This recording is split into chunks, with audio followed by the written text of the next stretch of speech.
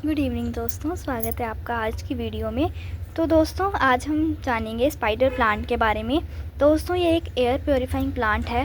दोस्तों दूसरी बात कि ये एक ऐसा प्लांट है जिसे आप जितना चाहे प्रोपोगेट कर सकते हैं। दोस्तों इनमें से बेबी प्लांट्स निकलते हैं।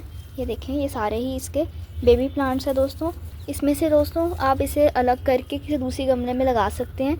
ये देखें, यहाँ से इसकी रूट्स निकलती हैं, तो इसे आप अलग करके और गमलों में दोस्तों आगे प्रोपोगेट कर सकते हैं। इसे आप जितना चाहे उतना प्रोपोगेट कर सकते हैं। ये एक ऐसा प्लांट है।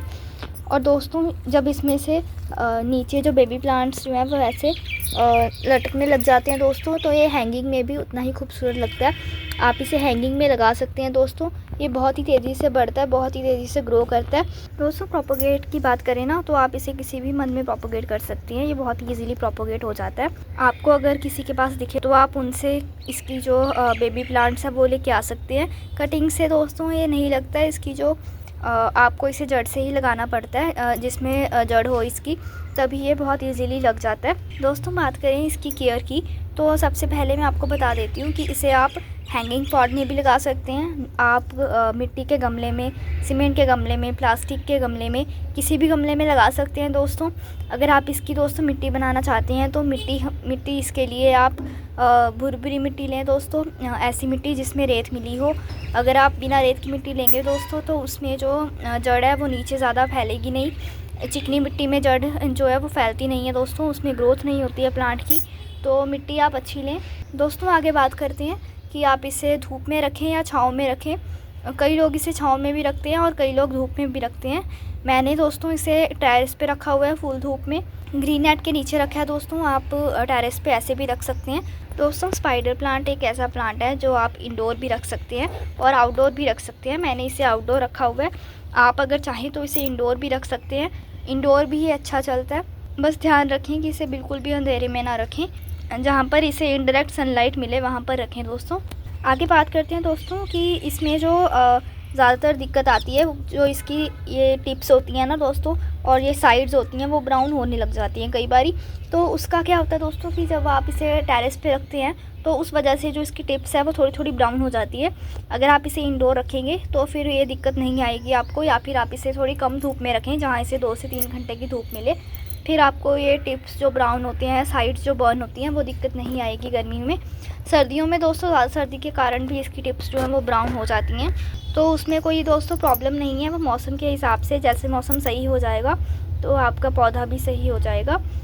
आगे बात करते हैं दोस्तों कि आप इसे कितना फर्टिलाइज़ कर सकते हैं। तो इसे फर्टिलाइज़ करने की वैसे तो ज़रूरत नहीं है, बट अगर आप फर्टिलाइज़ करना चाहते हैं तो आप इसमें लिक्विड फर्टिलाइज़र दे सकते हैं। वर्मी कंपोस्ट भी आप दे सकते हैं, गोबर की खाद, वर्मी कंपोस्ट, पर वो आप साल में एक बार दें। उससे ज़्यादा इस पौधे को फर्टिलाइज़र की ज़रूरत नहीं होती है।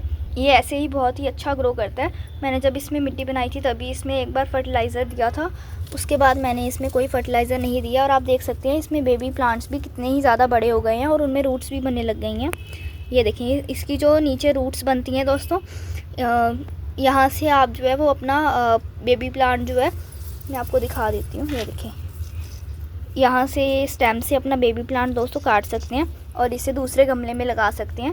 ये इसमें नीचे जो रूट्स बनती हैं, जब आप इसे मिट्टी में लगा देंगे तो उससे पूरा पौधा तैयार हो जाएगा। दोस्तों कई बार क्या होता है कि आपका जो प्लांट है वो ग्रोथ अच्छी कर रहा होता है, पर उसमें बेबी प्लांट्स नहीं आपको अभी दिख रहे हैं। तो उसका जो मेन रीज़न होता है कि अभी जो इसमें जो नीचे जड़ है वो पूरी तरह फैली नहीं है, क्योंकि जो आप हो सकता है कि आपका जो पॉट साइज़ है वो अभी बड़ा हो, उसमें जड़ जो है वो नीचे तक नहीं फैली हो, इसीलिए उसमें कई बार बेबी प्लांट्स नहीं निकलते, या फिर कई बार फर्टिलाइज़र की कमी के कारण भी नहीं निकलते।